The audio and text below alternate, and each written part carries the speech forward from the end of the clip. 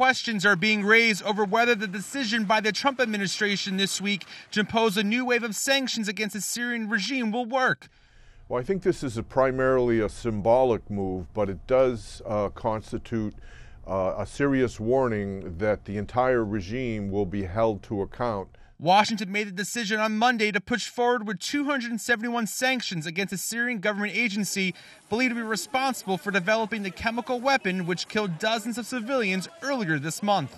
The United States is sending a strong message with this action that we will not tolerate the use of chemical weapons by any actor, and we intend to hold the Assad regime accountable. We're essentially letting the Assad regime know that we can see exactly how they're developing chemical weapons, who's behind this program, and that we want to put an end to it. Assad's government ministers, though, say these type of sanctions only hurt civilians, not their operations. No, I don't think this will affect ordinary people that much at all, because this is targeted at 271 individuals who were working at this scientific establishment.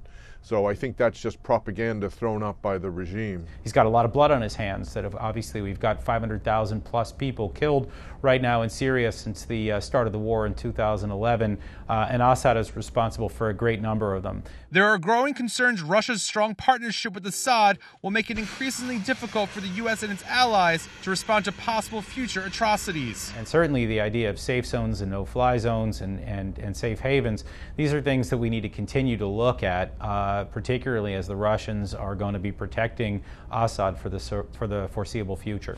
The Trump administration says they're working to shut down financial networks of any individuals involved in Syria's production or use of chemical weapons.